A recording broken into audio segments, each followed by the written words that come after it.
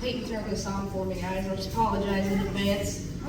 I'm really super congested with some sinus troubles. So hopefully everyone can hear me and understand me all right.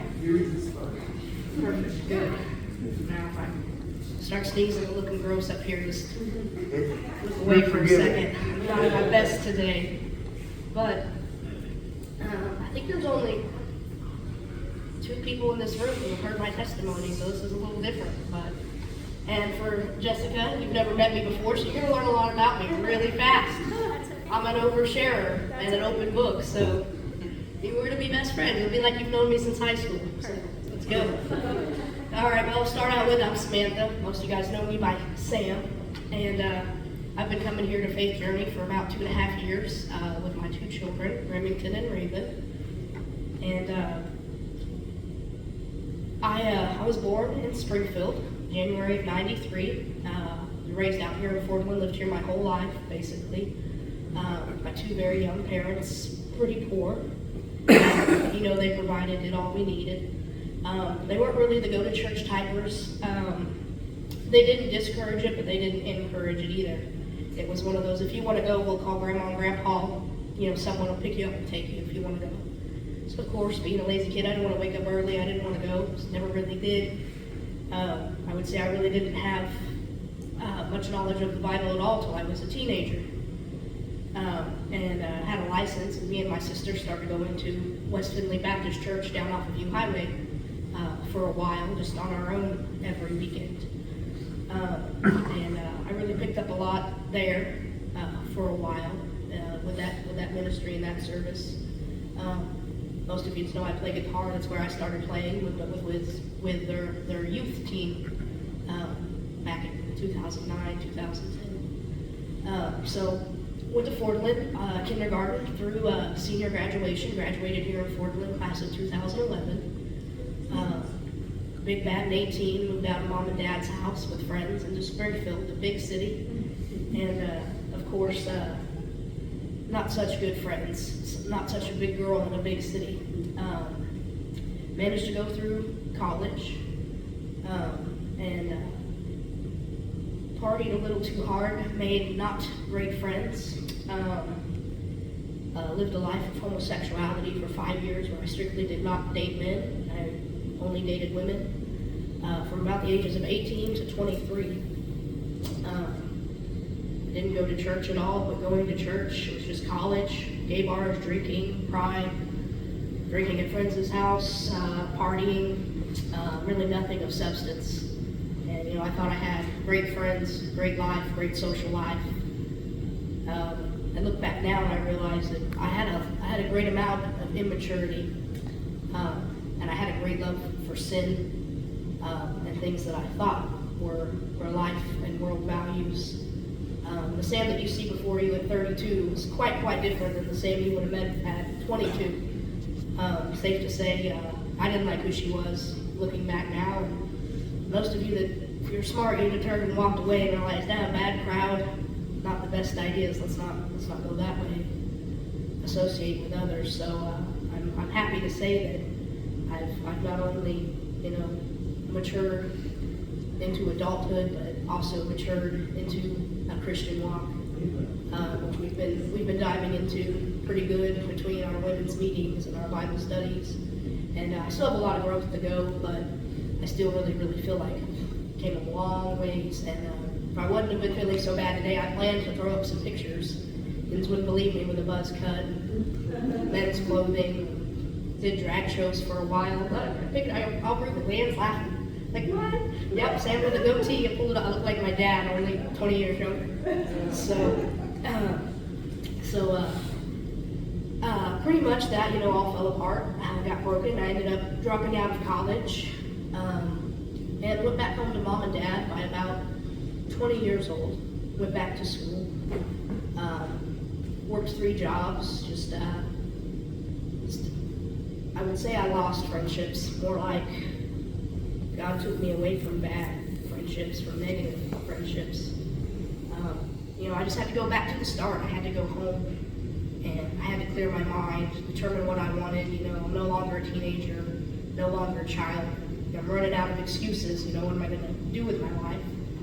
And I went back to college, but, grew up in a fairly poor family. My scholarship had basically ran its course. I didn't want to go into any student loan debt, and so I was living with my uncle's girlfriend at the time. She was working at the post office 12 hours a day, and she needed childcare of an evening because she was working 12-hour days. So she offered me to, rent a room and a bathroom in her house for, a reduced price just because she needed the help of an evening. So I said, well, I have classes of a morning and then had a part-time job. I worked at the DOV and then I waited tables. I said, I can, cover them. And, eventually I started having this conversation with her about, I want to finish college, but I don't want to be in debt for another 5-10 years. And she said, well, you're 21, take a semester or two off, come work with me, we're hiring. You're going to work 6 days a week, 12 hours a day. You pay your tuition real quick. And, I thought, minimum wage at the time I think was $9.25 an hour, $15 an hour sounded great. Then I sold to the post office, where I still currently am today. And you all know how I feel about that. It's not good. It's been a terrible 11 years, let me tell you. I'm praying to God. I always joke at work that, I'll probably be here as much as I complain till the world ends, I die, or Jesus comes back. One way or another, I'm not getting out of there till one of those three things happen. So, I'm kind of stuck there, but there are worse places to be. It's still a blessing. It's still a good income, and it works great for me and my children. And like I said, most of you know my children, and you know me from being here at church. You know I'm a single mom. Some of you know, maybe some of you don't, but we lost their father to suicide December 13th, 2022. My daughter Raven was 19 days old. Their father's name was Corey Harvard, and him and I met at the post office. He started working there a few years after I did. We began dating in 2018. By October of 2018, we were pregnant with Remington. At that time, we weren't together. I actually found out after I broke up with him.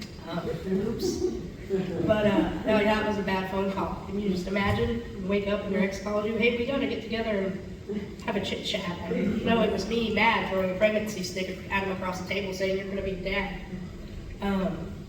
But we agreed that, we were both mature people, and we wanted kids, and that between the two of us we made good money, and that this little boy or girl could have a good life regardless. And so we remained really great friends through the pregnancy, through Remington's birth. We welcomed him July of 2019. The first part where I really have to give acknowledgement and just praise to God is during that pregnancy with Remington. We had one major complication that just occurred out of the blue that was unexpected. And April of 2019, I started having severe back pain.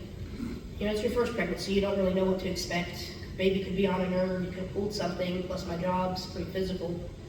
And I just kept getting sicker and sicker over the course of this couple days. Finally called into work, decided, I'm gonna go to a chiropractor. Better than that, I decided I'm in so much pain, I don't think I can drive myself. So I called my mom, like any 26-year-old child does.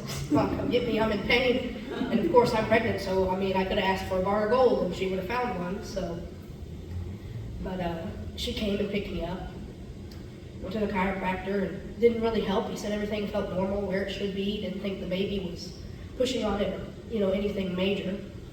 And so I told my mom, well, just take me home, watch me for the night, because I don't feel right. And so we got back here to Fordland.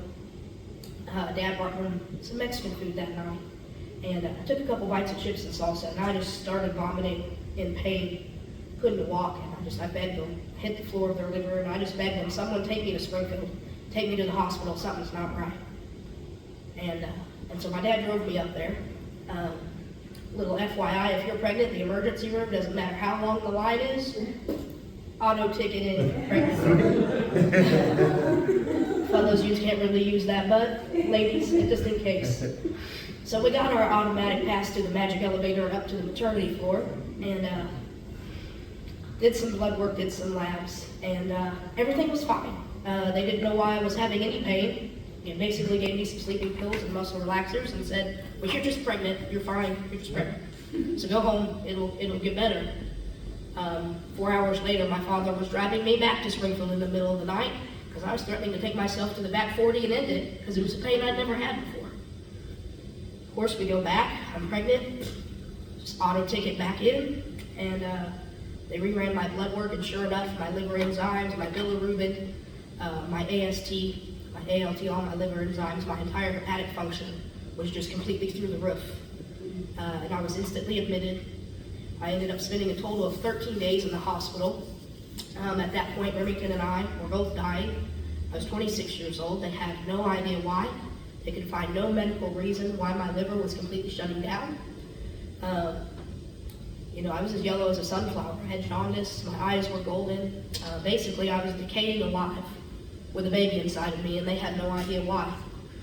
And at this point, I wasn't going to church. I hadn't been to church in probably 6 or 7 years at that point. And through this whole ordeal, I never once prayed. It never even crossed my mind. I was unconscious for most of it. Signed over my power of attorney and gave passwords and bank accounts and safe codes to my parents because they said, her and baby are going to be dead within 10 days if we don't figure out something. So eventually they ended up getting a gastroenterologist involved. And he said, well, we've got two options. Option number one is we take that baby out and we punch a hole through mom's pancreas. Since her liver's not working, we'll give her instant pancreatitis and into the ICU. Baby's 27 weeks in his gestational period. He got about a 32% chance of living if we take him out now because his lungs aren't developed yet. Even if she was strong enough for us to put her on steroids right now, probably couldn't buy enough time. And so that was really hard on my parents. I basically told them, I said, cut this baby out and let me go. I was in so much pain. I didn't know it till later. But when I first gave my testimony in April of 23 here at one of our women's nights, my great Aunt Peach joined us, and you guys might remember. Her prayers saved my life. She was on the way to out of state with my great grandma and her husband, and they got the phone call. Oh, Sam's in the hospital. Something going on with her and the baby. And that was basically all anyone knew at that point. Then she got a call of, no, Sam and the baby are dying and they don't know why. And they're going down some interstate in Kansas or South Dakota. They're headed up somewhere that direction. And she said they literally all three just pulled over, got out of the truck, hit the side of the highway and just prayed. So that's why I say that this is the point, that first testimony I have. Because I'm sure we've all heard the story in the Bible where it was the faith of the friends. In my case, it was the faith of the family. And, they couldn't be there in person. They didn't know the details. But they had that faith that they just pulled over and hit their knees on the side of the highway and prayed their hearts out for me. And I never prayed for me. I never prayed for my unborn child at this point. In fact, I would say at the time I described myself as agnostic. And in fact, in college, that's how I described myself a lot. For those who don't know what that means, it's maybe there is, maybe there isn't. I don't know. Guess we'll find out. So I went from that near-death experience there, thanks. And luckily, as you know, me and Remington are still here. We did figure out the problem. I had a gallstone lodged in a common bile duct, which still gives me trouble to this day. I have chronic cholesteatitis, which we all witnessed at VBS because it hit me again.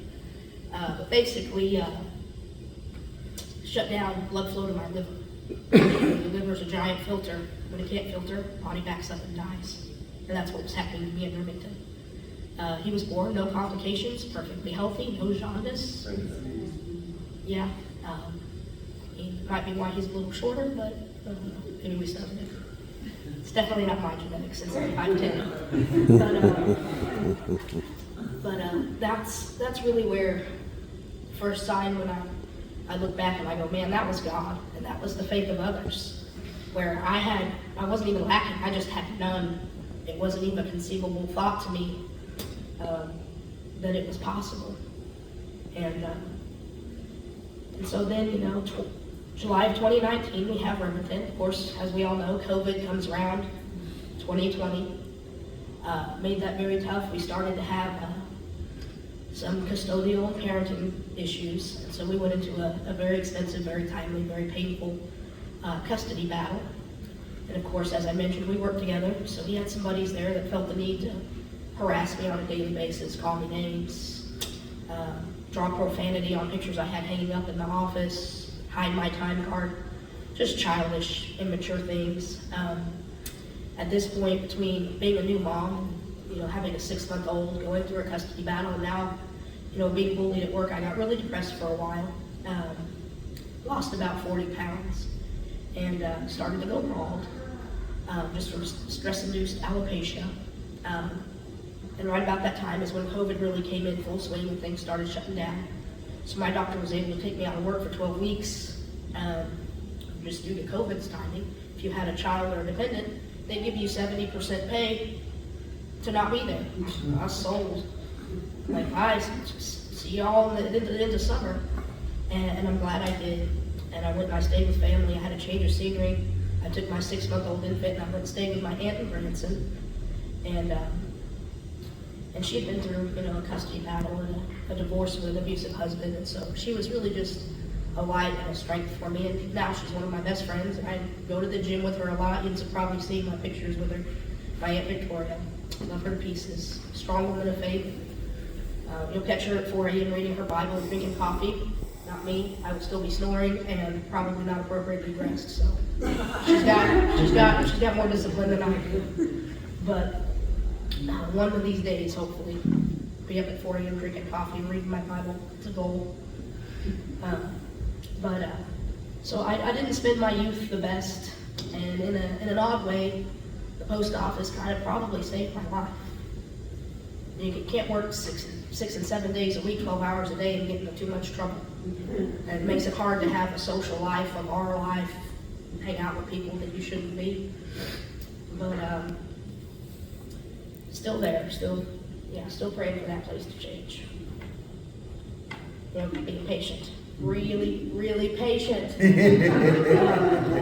But when I think back on my youth and just mistakes that it seems that those golden years are often the ones most wasted, where the worst decisions are made. And so I did a deep dive into Psalms with Miss Carol, and I came across this one, and for some reason in most Bible studies, this one always seems to get skipped. But Psalms 25, basically, King David is begging the Lord to just forgive him for his youth, forgive him for his inequities during that time frame. And so I'm going to start with Psalms 25:7. It says, "Remember not the sins of my youth, nor my transgressions. According to thy mercy, remember thou for thy goodness' sake, O Lord." And so when I see that, I've prayed that several times. It's just, you can't really repent your youth. You can choose not to walk that path again, make those decisions, hang out with those people again. But have you ever just in general, just ask for the forgiveness of your youth, for the lack of knowledge, the lack of maturity, the lack of faith you had, just in youth. I'm always, I don't want to say the word envious, but and I don't want to use the word covet or jealous either, but I'm always really happy to see people who did raise their children in church and that they didn't struggle with the faith, they never doubted. That's kind of one of my goals with my own children, is that they don't go through that troublesome youthful walk, that they don't go through just blind and following the world and colleges and parties and just, the social setting at the time, that one day, when they're in their 30s, they're not wishing they hadn't done certain things in their 20s or their late teens. So just trying to be a better mom, set a better example, and just be a better Christian now that I am one, feels good to say. But I chose that song at worship because it has the line in it, "Before I knew my Savior."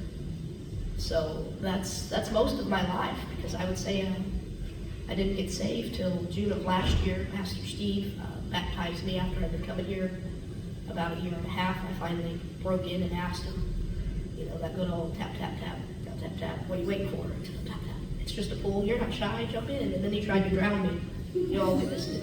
Yeah. 3 times, maybe. He only baptized you multiple times. It's okay. I needed it. That's why I'm quoting Psalms. David and me. Pray for the fish. We could have hung out. You know what I mean? We could have. It wouldn't have been good. But Psalms 25 really, really hits me. And then I looked at Psalms 25:16. And mine's KJV, so sorry for the old school language, but that's what I got. It says, "Turn thee unto me, and have mercy upon me, for I am desolate and afflicted. The troubles of my heart are enlarged. O bring thou me out of my distresses. Look upon mine affliction and mine pain, and forgive all my sins. Consider mine enemies, for they are many, and they hate me with cruel hatred. Keep my soul and deliver me. Let me not be ashamed, for I put my trust in thee." It's really hard to look back, especially those 5 years that I spent in homosexuality, and to not feel shame, to not feel guilty about it. I can't to a degree say, "Oh, I didn't know any better." No, I did. I was around church enough that I did. There's enough word out there. I did. I have no excuse. But I have repented from it. I no longer have any desire to be in an unholy relationship with a woman. And now we're just being awfully patient for the opposite. But, all in God's timing, right? I don't know. Maybe I'm just not meant to have one. Or maybe there's just not one strong enough out there since, David's already dead. So. I'm still trying to help. But back to where we were. So COVID hits. We're going through a custody battle. I'm being bullied just beyond even the bounds of a middle school hallway, just terribly. And I ended up getting an attorney and suing the post office for their lack of doing anything. This has been going on for 7 or 8 months at this point. COVID slowed down the court processes, but I did win. The post office is done. And I had a really good judge who was a woman out of Oklahoma, who basically looked at all the evidence and said, "Well, you guys pick a number with her or I will." It was worth the wait. So I guess I'll stay, because now they don't mess with me. They don't put my money where my mouth is. The mouth's bad enough. So it's really bad when it gets funding, so y'all can only imagine. But another thing that I have to really point out in my testimony is, there's always something that gets you into the church. Usually invitation by another human. And that is what happened to me, but how I met that human was very hard. So I'm a single mom living with Remington out here in Fordland. And one of my dogs kept following me every morning on my way out to work. And he would just go gallivant and wander with all the neighbors, half a mile away. He liked this one house in particular, so every afternoon when I'd come back through, I'd see him out there in their yard, and I said, "Oh man, he's out there bothering them again." I would stop, apologize, get the dog in the Jeep, and get out of here. Well, so this woman named Sarah, who I hadn't met before, I'd seen her in her yard, was out working in her garden, and I pulled over and apologized. I said, "I know my dog's down here every day. I'm sorry. You want me to just bring a bag of dog food? Because he seems to like it here more."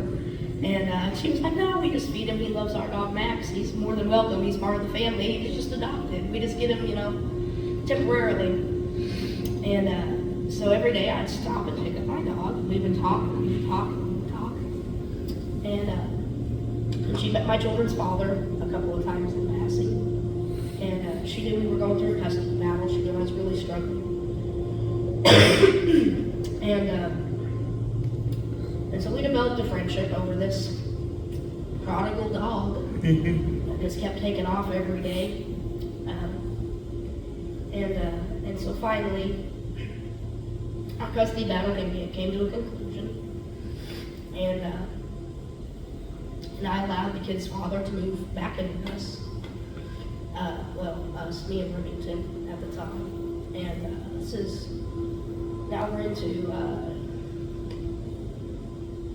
probably about November of 21, he moves back in. And we decided we're going to work things out for a while. And that we don't want Remington to be an only child. And so I made the joke with him. Well, make pretty cute babies, and the paperwork's already done, we'll just file it twice. And why not? What's the worst that can happen? And so I got pregnant for the second time with our daughter Raven. And I waited 6 or 7 weeks. I posted it that February on Facebook that we were expecting again. And so during our custody battle and during COVID, he was actually dating another woman there for about a year and a half. She didn't really like me. That's okay. I wasn't really a big fan of her either. Be honest. Well, I'm not gonna say what I want to say, but I just avoided it. Cut the vine, that thing, and bite your tongue really, really hard. Which is hard for me to do sometimes, but so far, I'm still employed, so it hasn't happened yet. Y'all will know the day if it does. But, their relationship comes to an end. Ours picks up again. And so I announced that we're pregnant. And then about 2 weeks later, cops show up at my front door. And it's Christian County. He had lived in Nixa with this other woman and her 2 children. And we answered the door, we're confused, we're eating dinner. And basically the accusation had been made that in the year and a half that he had been living with her, he had been molesting her 9-year-old daughter. And so from there on about, a $40,000 attorney and court proceedings happened over the next 10 months. DNA test, forensics on phones, credit card accounts, lie detector tests, drug test, ankle monitors. I was so stressed and still in the first trimester, nearly miscarried Raven. In fact, we were pretty certain that we had. I was so stressed out, I just started bleeding, couldn't stop. And the doctor sent me off to do blood work. Sure enough, my hormone levels were dropping too fast, too significantly. Went back every 24 hours for a blood draw.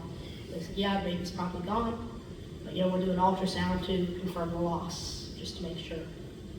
And we were just getting ready to go on vacation to the Dominican Republic. Remington was about 2.5 at this point. And of course his father couldn't go because he had the felony charge and all the court stuff going on. So Remington and I went with the rest of our family on this booked trip. And so it was the Friday before we were supposed to fly out. And I told my aunt, well, watch Remington for a little bit. I have to go to Springfield to this appointment, and then we'll go head to St. Louis and we'll catch our flight. And in my head, I had already told myself, I'm going to get so drunk there, it doesn't matter. Sure enough, I walked into the OBGYN's office.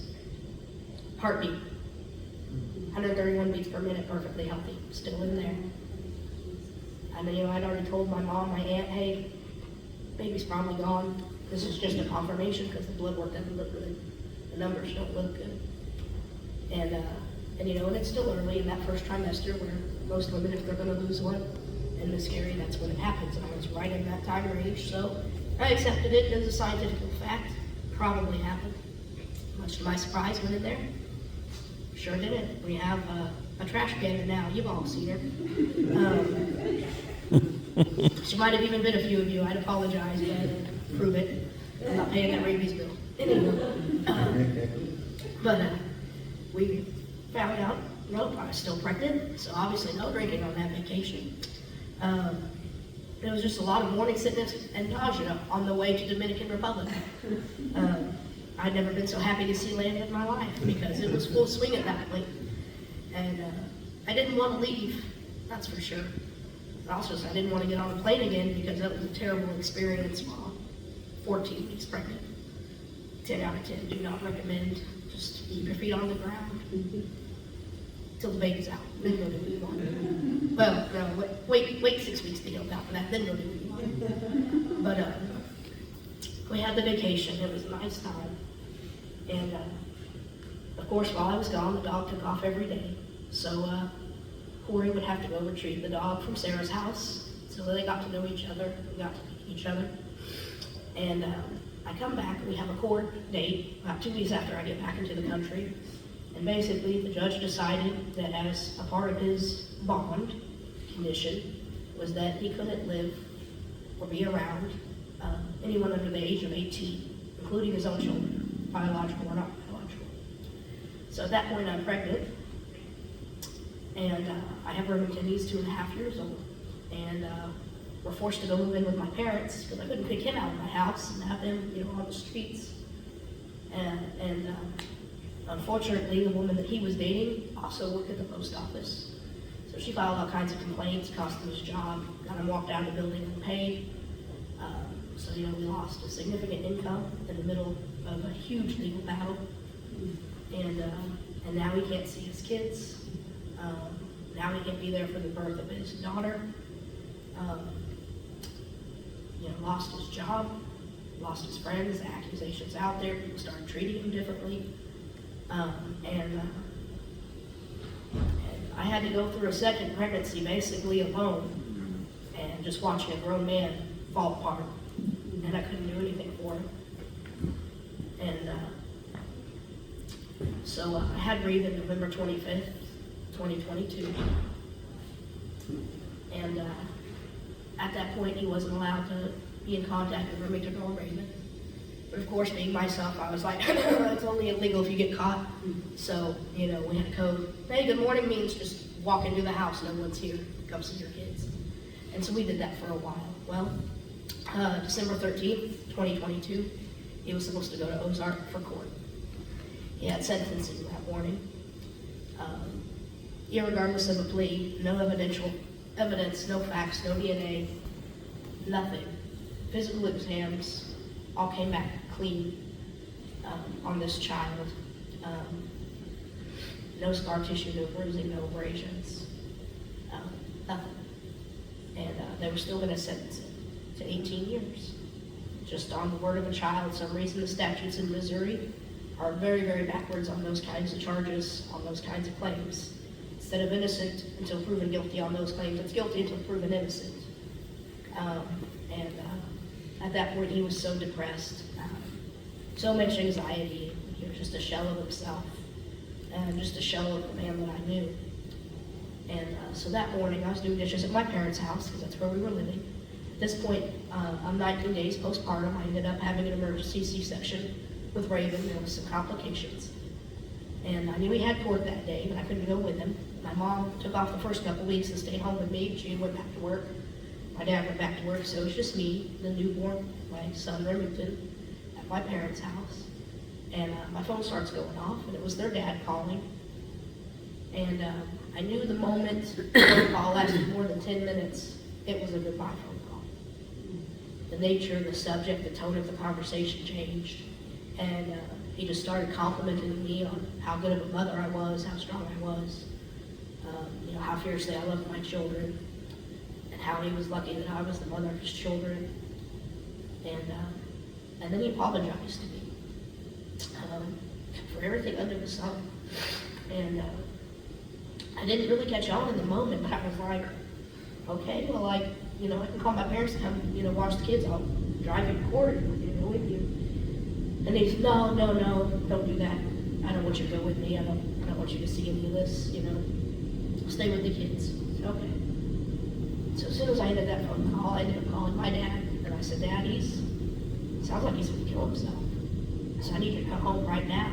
I can see his car over at my house. By the time my dad made it from Springfield back out to our house out here, he had already left. And as soon as my dad got there, he called Webster County. By the time then the SWAT team got to him, they had already found him lifeless up against a tree in a cemetery out off FF. They called us a couple hours later after they had processed the scene. And said, yeah, there was 2 guns here and his cell phone in his vehicle. pictures of a little boy. He took pictures of our son with them. And I hadn't been to my own house in months because he was living there and we weren't allowed to live with each other because of Farmington's age. I could technically live there, but I couldn't leave my son with my parents. So me and my dad went to my house for the first time, realized one, just how messy he was. He had been drinking. It was dirty. It was just like an alcoholic, nasty mess. Got to the back utility room and realized the glass door was busted in. Got to looking at the kitchen cabinets, and on the kitchen countertops, found an 8-page suicide note, car titles, cash, bank accounts, affidavits. He had been planning it for some time, planned it very well, very meticulously. However, one thing that he did not account for was when he broke into my safe, and he took my 9mm. Basically, he took the gun, took the dogs outside, fed and watered them, locked his house key, all his spare keys, everything with the suicide note and his wallet on the kitchen counter. He didn't plan on coming back. Locked up all the doors and left to go do what he was going to do. However, when he got there, and he went to shoot himself, the pistol that he took jammed. It's never jammed in the 5 years I've owned it, but it jammed that day. And to some people, they would have took it as a sign. I'm not supposed to do this. To him, he was so broken, it was I need a different gun.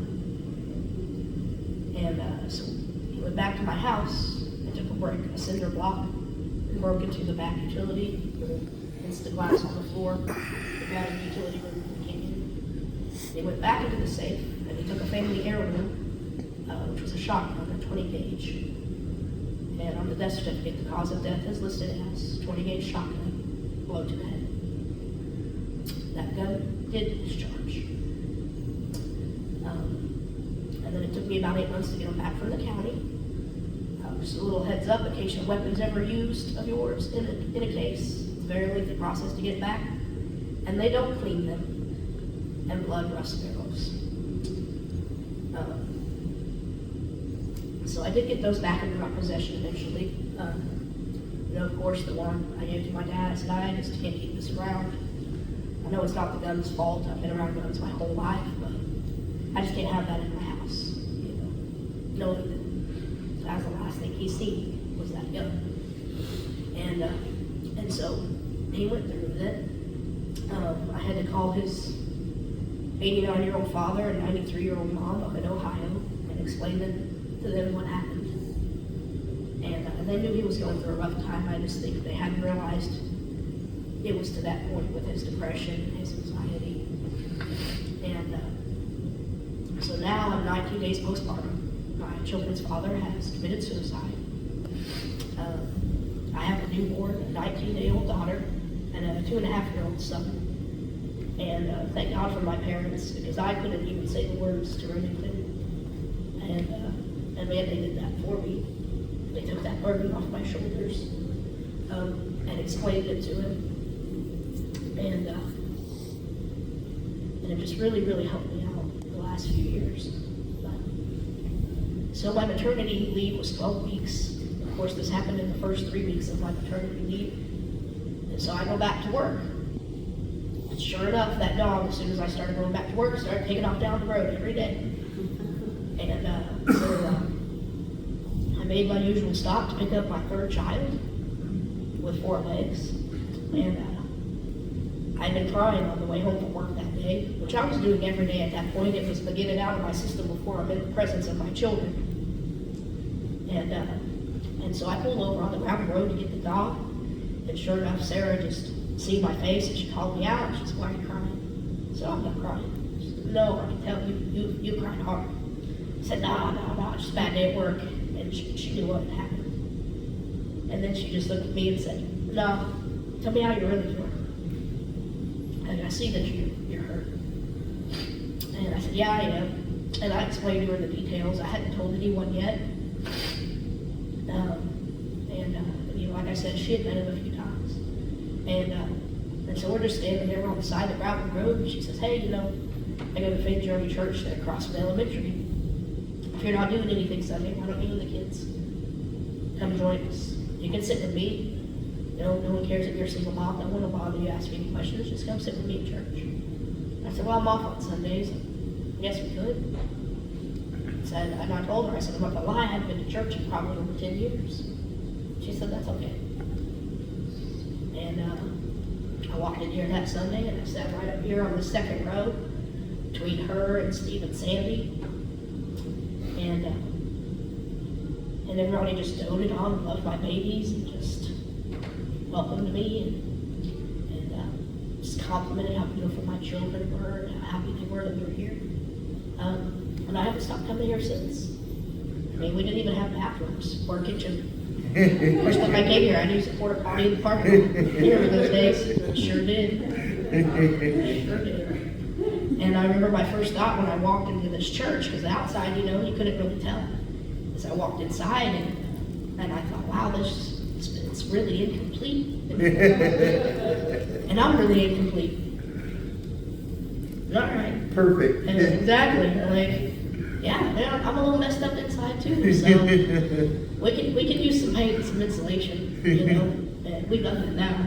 It's real good. But I started coming here. I started coming to church here, and I'm glad I started learning. And I came in here with a lot of anger. There were certain people I blamed for the outcome, and I just was so mad at the world, mad at people who said stuff, mad at people who didn't say stuff. And I got to a point where my thoughts got really vengeful, really dark, and just straight up homicidal thoughts at that point. I was basically planning to murder the individual that I blamed the most in this case. And I harbored that anger. Now I just claim to be a true crime junkie, which is true, but that's not how my affliction started. I had dinner with Steve and Tina, and I told them, I still see this woman at work almost every day. And I said, it's painful to see her in the parking lot, break room, bathroom. I always have this thought, this flash of anger. If I could just get my hands on her for 2 seconds. And then I remembered that vengeance isn't mine, vengeance is God's. And I need to pray for my enemies. And so I pray for her sometimes, and I pray for their daughter. Because as I've matured, as I've grown spiritually, I've realized I can't hold on to that bitterness, to that hatred anymore. That I can't let that the anger and the grief consume me. And one thing I really, really look at when I'm angry is Ephesians chapter 4, verse 31. And I'll read it really quick. When I get there here in a second.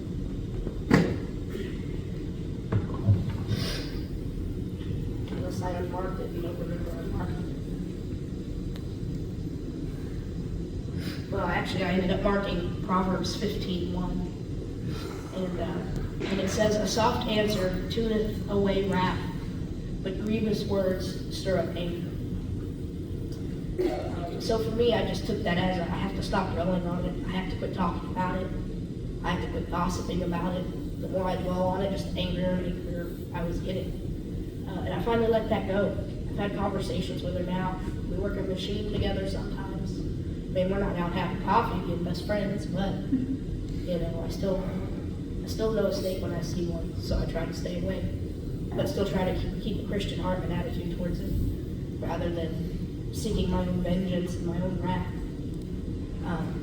So it's about where we're at in life. I think you all know me pretty well, and my children. And I love you guys. Thanks for listening.